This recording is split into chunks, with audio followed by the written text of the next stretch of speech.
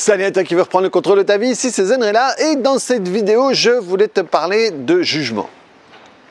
Et je ne sais pas si tu te souviens, mais il y a quelques temps je t'ai fait une vidéo sur les comparaisons, c'était il y a un moment, et j'expliquais à quel point la comparaison était un voleur de joie. Et j'expliquais à quel point avec la comparaison tu vas te définir à l'autre, définir par rapport à l'autre. Et cette vidéo finalement ça va être un complément parce que le jugement et la comparaison sont des frères et des sœurs très proches. Et je t'expliquais dans cette vidéo à quel point quand tu vas te comparer à l'autre, tu vas, des fois ça va vraiment tellement être poussé à l'extrême que tu vas te comparer en bien ou en mal et parfois tu peux même terminer en vouloir à l'autre parce qu'il a plus que toi. Parce qu'il est mieux arrivé que toi. Et je donnais aussi cette métaphore qui pour moi est super parlante, c'est le fait que si toi un jour tu veux faire, je sais pas moi, je crois que c'est Gary Vaynerchuk qui avait dit ça, si toi tu veux construire le plus grand building de New York, eh bien il y a deux manières de construire ce building. La première manière va être, tu construis le building le plus haut de New York. La deuxième, c'est tu construis un building et tu fais tomber tous les autres qui sont plus grands que toi. Et c'est de cette manière-là que souvent, c'est dans cette manière-là qu'on va fonctionner. Ça veut dire qu'on va commencer à foutre en l'air l'autre en disant qu'il est nul, en disant que c'est pas bien parce que si, c'est pas bien parce que ça. Et c'est dans cette manière-là qu'avec la comparaison et le jugement, on va fonctionner. Et donc, le jugement, il y a un truc qu'il faut savoir, c'est que quand tu vas juger l'autre, inconsciemment, tu présupposes et tu acceptes le fait que toi, tu vas être jugé. Parce que tu vas toujours... Rappelle-toi que la vie, tu ne vois pas la vie telle qu'elle est, tu vois la vie telle que tu la vois. Et donc, si toi, tu juges l'autre, tu vas voir et ou imaginer, au fait, tu vas voir à travers ton prisme, l'autre en train de te juger. Ou tu vas imaginer que l'autre va être en train de te juger si tu fais ça. C'est un peu ce qui arrive quand tu as peur de lancer un truc, tu as peur de mettre un truc en place, tu t'imagines que l'autre va te juger ou qu'on va penser que ce que tu fais est nul. Mais c'est peut-être parce que tu as souvent l'occasion, l'habitude de faire ça. Et donc de cette manière-là, dès que tu juges, tu vas imaginer que l'autre va pouvoir te juger. Et le jugement, c'est un truc qu'on va créer d'une certaine manière pour se protéger, d'une certaine manière pour se créer un mur de protection. Et d'une certaine manière, ça va créer un étalon de mesure, un barème entre ce qui est bien et ce qui est mal. Ah ouais, mais tu vois, il fait ça, mais quand il fait ça, c'est pas bien parce que ci ou ça. Ouais, mais lui est bien ou lui est pas bien, etc. Et donc ça va faire un étalon de mesure. C'est, je sais pas moi, lui est thérapeute, mais regarde ce qu'il fait, ou il utilise ce genre de technique, moi pas. Ou moi j'utilise d'autres. Et quand il fait ça, je sais pas moi, quand il va utiliser ce genre de pub, c'est pas bien parce que ci ou ça. Et donc ça va créer une échelle de mesure, un barème si tu veux, par rapport à ce qui est bien et ce qui est mal.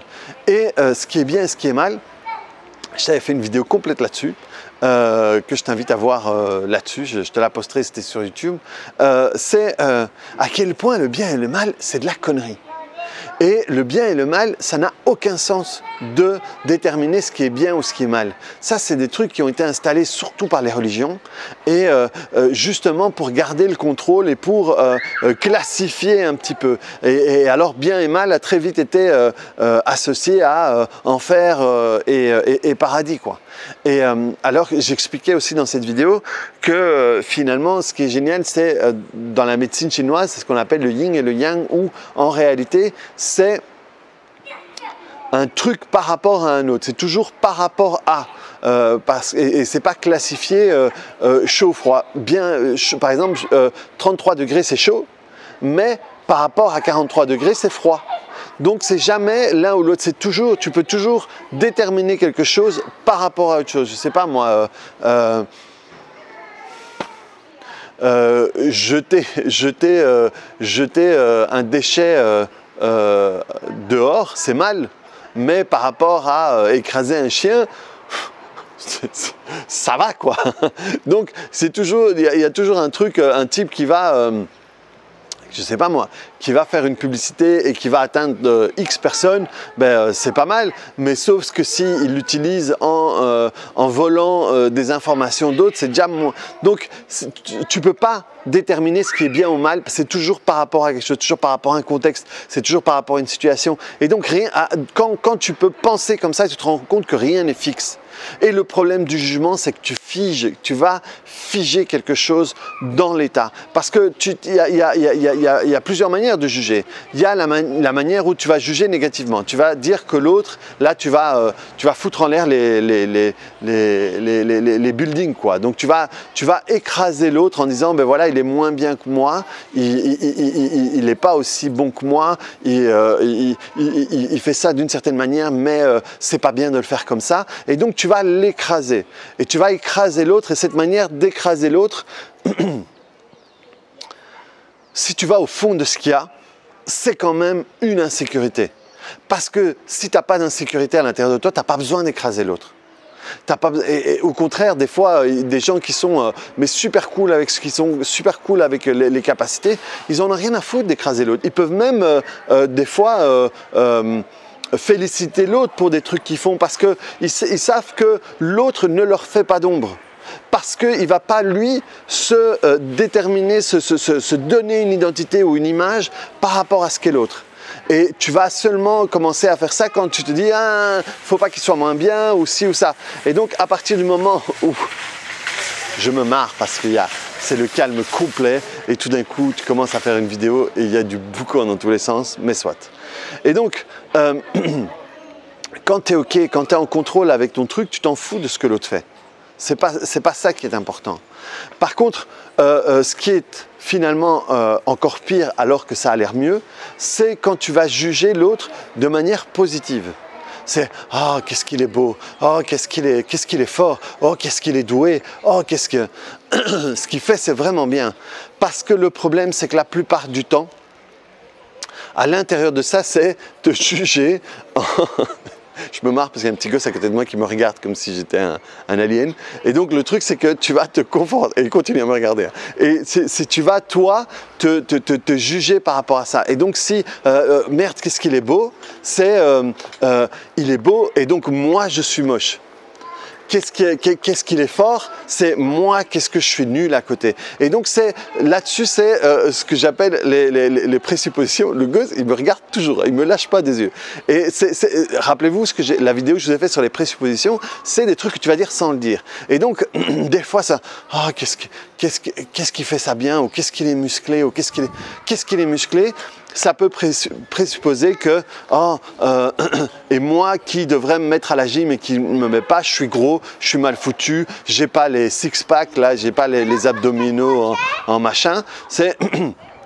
Et donc, il y a toujours à avoir les présuppositions par rapport à ça. Et donc là, il m'a regardé, maintenant il gueule à côté de moi. Et donc, ça va figer la situation telle qu'elle est. Donc, lui est beau et moi, je suis gros. Lui est grand, moi, je suis petit. Lui, il est musclé, moi, je suis comme ça. Lui, il est intelligent, moi, je suis con. Et ça va figer tout là-dedans. Tout là-dedans va rester figé. Et d'une certaine manière, tu vas être… ça va pas être possible pour toi d'évoluer là-dedans. Et à contrario de ce que je disais tout à l'heure, quand tu vois le système du yin et du yang où quelque chose est toujours par rapport à l'autre, c'est qu'il y a toujours du mouvement. Tu peux toujours continuer à t'adapter et continuer à évoluer par rapport à tout ça. Et le truc, c'est qu'à un moment, quand tu juges, il y a des gens qui vont avoir la sensation que s'ils jugent l'autre négativement, ça leur permet, eux, d'être quelque chose de bien, d'être quelque chose d'être presque un expert parce que tu arrives à juger l'autre. Et ici en Amérique du Sud, il y a un truc particulier, c'est ce que par chez nous on appelle les chroniqueurs, donc des types qui sont là autour de, je sais pas moi, autour d'un Hanouna, autour de machin, et qui vont critiquer les autres. Eh bien, ici, ils appellent ça des opinologues. des opinions, c'est des opiniologues, si vous voulez. C'est des gens qui ont des opinions. Et tout d'un coup, en fait, tu viens donner ton opinion, quoi. Et tout d'un coup, ça te donne, tu t'es payé, ça te donne une certaine crédibilité, alors que tu viens juste dire, et des fois, tu sais que dalle, parce que la plupart des gens ici savent que dalle, enfin, des opiniologues, tu dis, mais d'où il sort, quoi. Tout d'un coup, ils viennent à parler de l'addiction de tel artiste ou de j'en sais rien. Je ne peux même pas te donner d'exemple parce que je ne regarde pas ce genre de merde. Et eux vont donner leur opinion et tout d'un coup, ça leur donne, parce tout d'un coup, ils sont invités sur d'autres endroits pour donner leur avis et ça leur donne une certaine légitimité. Et à partir de là, au départ, tu viens donner ton opinion. Et après, tu viens critiquer. Et à partir du moment où tout d'un coup, si tu as la capacité de critiquer le taf, l'œuvre, le boulot de l'autre, c'est comme si tout d'un coup ça te donnait une légitimité et que toi, ça te plaçait genre, tu es un expert dans un truc alors que tu n'es que dalle. Et le problème, c'est ça. Le problème des gens qui commencent à détruire les buildings, tout d'un coup, ils se donnent l'illusion, ou ils donnent l'illusion à l'autre qu'ils savent parce qu'ils ont la capacité de critiquer l'autre. Alors que ce n'est pas parce que tu peux critiquer quelqu'un que toi, tu es capable de faire mieux. C'est quand même deux choses différentes, quoi. Et je dis pas que parce que toi tu sais pas faire mieux, tu peux pas dire à un moment, tu peux pas dire merde, ce plat il est vraiment dégueulasse. C'est pas parce que toi tu peux pas faire un meilleur plat que tout d'un coup tu peux pas dire celui-ci il est vraiment mauvais parce qu'il y a trop de sel, parce qu'il est cru ou quoi que ce soit. Mais c'est différent avec les types qui vont tout d'un coup juger des grands plats en disant parce qu'ils ont vu trois fois c'était très à la mode quand il y avait Top Chef ou Master Chef. Moi j'ai plus la télé j'ai plus le câble depuis des années, donc je ne sais pas s'ils continuent à donner ce genre d'émission. Et tout d'un coup, tout le monde était critique culinaire. Et alors, il y a entre donner son avis et tout d'un coup devenir critique. Hein, et croire que parce que je suis capable de critiquer, ça me permet moi d'être au-dessus ou meilleur que le type que je juge et que je critique, quoi. Et du coup, quand tu critiques, hein, c'est un peu je critique donc je suis, et du coup, l'autre partie, c'est j'y suis, j'y reste, quoi. Hein, parce que si je critique donc je suis quelqu'un qui critique et je suis aussi d'une certaine manière un peu la présupposition de ce que je critique, et je fige ça là-dessus. Et donc j'y suis, j'y reste. Ça veut dire je reste là-dedans. Et ça m'empêche de pouvoir évoluer là-dessus. Et donc, la solution, c'est quoi? Parce que, tu sais, il y a des vidéos que moi je te fais parce que c'est des trucs sur lesquels j'ai pu travailler sur moi, j'ai pu travailler sur les autres, j'ai pu comprendre en séance, en travaillant sur moi, en formation ou quoi que ce soit. Et il y a des vidéos que je vais te dire d'un coup, je me rends compte que moi, j'ai besoin d'avancer sur un truc. Et donc, j'ai besoin d'avancer sur un truc. Et donc, je vais étudier. C'est ce que je fais à chaque fois, c'est que je vais étudier. Je vais regarder des vidéos, je vais prendre des trucs partout. Je vais voir ce qui me convient, voir ce qui me paraît.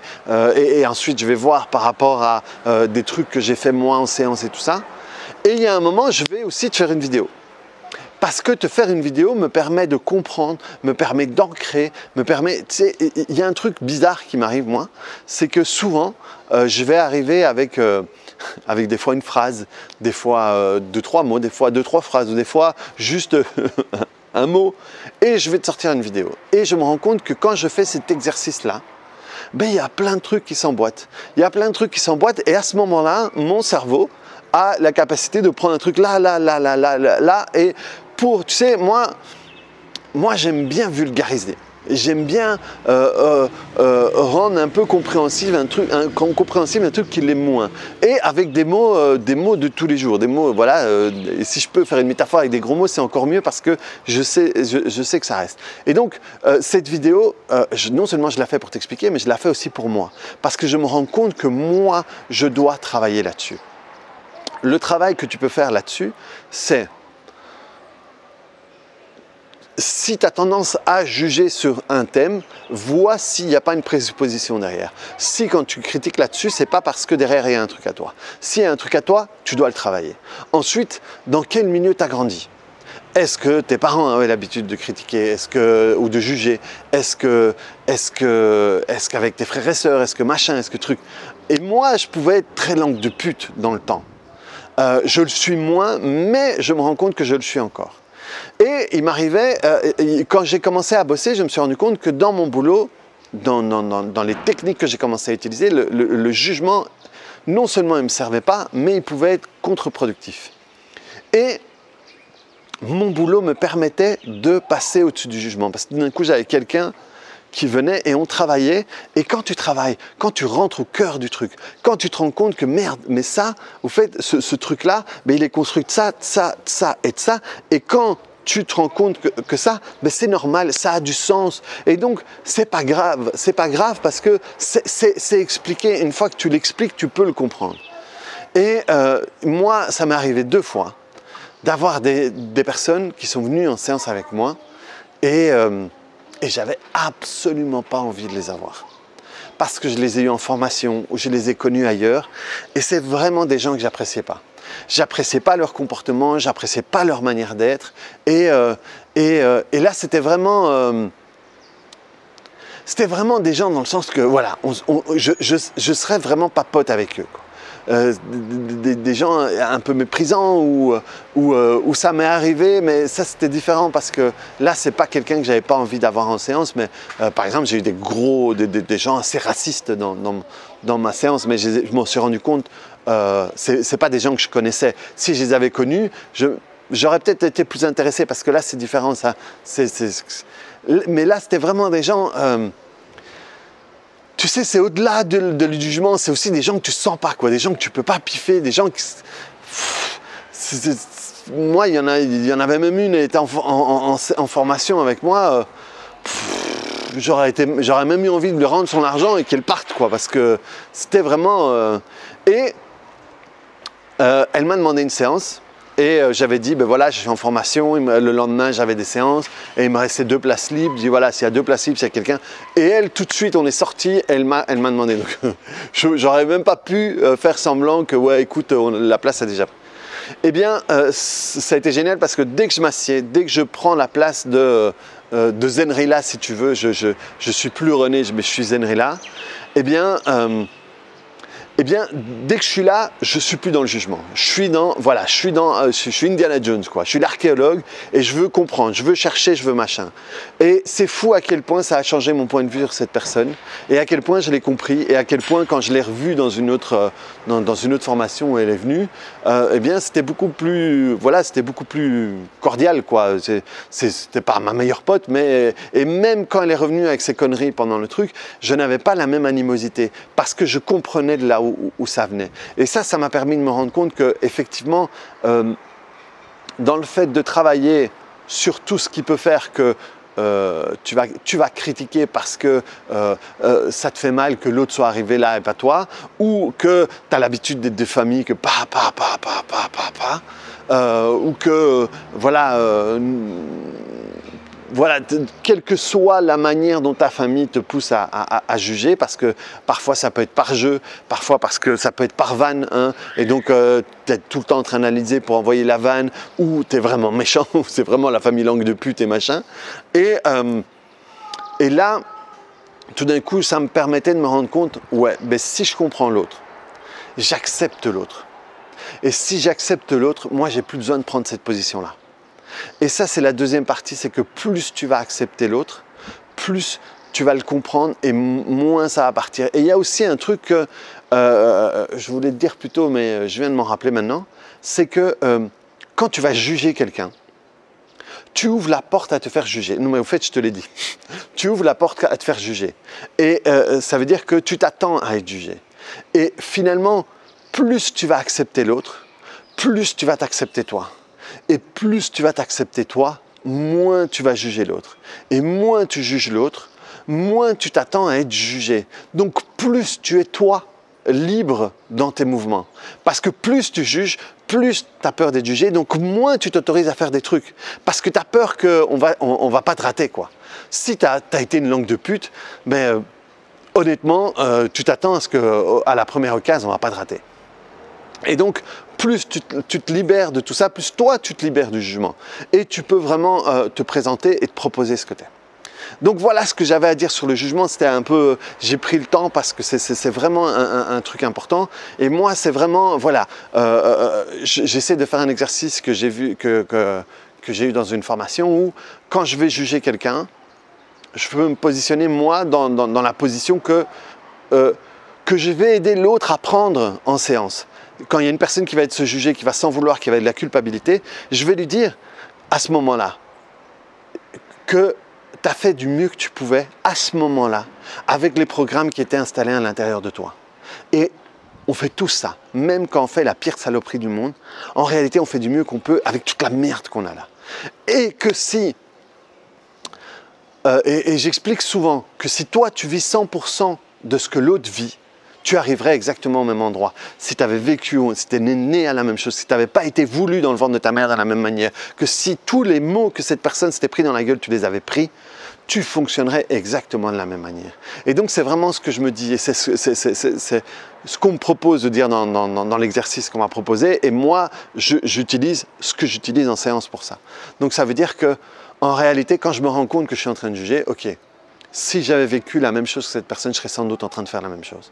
Et donc, vraiment, ok, me remettre dans une position neutre pour pas juger et du coup, moi, m'ouvrir à ne pas me juger et ne pas être jugé. Et donc, me libérer de tout ça. Et vraiment libérer. Et c'est beaucoup plus facile quand il y a quelqu'un qui vient chez moi pour me dire « ouais, mais machin et tout ». Et je dois vraiment faire l'exercice pour quand ça vient de moi. J'ai eu l'habitude de le faire. J'ai eu l'habitude de, dans certains cas, détruire les buildings autour de moi. Et ça, c'est vraiment des trucs sur lesquels j'ai travaillé. Mais j'ai des vieux réflexes parfois. Et donc, c'est vraiment ce que j'essaie de travailler. Et je t'invite vraiment à le faire. Dans l'exercice que dans une formation de Laurent Marchand, qui est un type qui m'alimente beaucoup dernièrement, c'est, mets-toi dans une terrasse de café et tu regardes les gens. Et à chaque fois que tu te rends compte en train de juger, fais cet exercice-là. Ok, si j'avais vécu, je serais peut-être en train d'acheter le même truc que moi je considère comme merde ou frivolité ou quoi. Et pendant 1 heure, être dans le non-jugement le plus possible. Et plus tu vas faire ça, moins ça va devenir intéressant. Moins j'ai regardé la télé, moins j'ai été intéressé à la télé, alors que moi j'étais un enfant de la télé. C'était le premier truc que j'allumais et le dernier truc que j'éteignais. Et maintenant, j'ai aucun intérêt, et ça m'est arrivé hein, d'essayer de l'allumer, et je me fais chier quoi. Je me fais chier au bout d'un et je l'éteins très vite.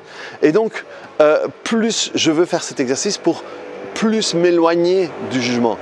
Et parce que je me rends compte que, autant avant je disais, ok, pendant la séance je le fais, mais quand je suis erroné, moi je ne suis pas thérapeute 24 heures sur 24, donc je n'ai pas besoin d'être parfait, c'est ce que je pouvais dire avant, mais parce que c'est vrai que je n'ai pas à être thérapeute 24 heures sur 24. Maintenant, je veux le faire parce que je sais que ça m'apporte un truc à moi.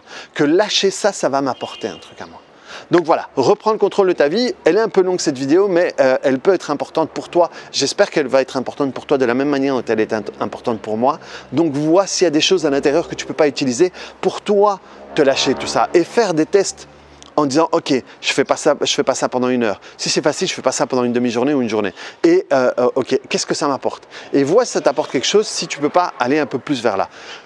C'est pas tout le temps facile, surtout quand tu as des vieux réflexes comme les miens, mais c'est super intéressant. Dernier truc que j'ai oublié de te dire, je vais à partir de maintenant lancer ma série de vidéos que j'ai fait en El Pueblo. Je suis parti, je t'ai fait plein de vidéos là-bas et je le répète de temps en temps dans les vidéos, mais voilà, très bientôt sur ma page internet, il va commencer à avoir les infos sur les prochaines formations.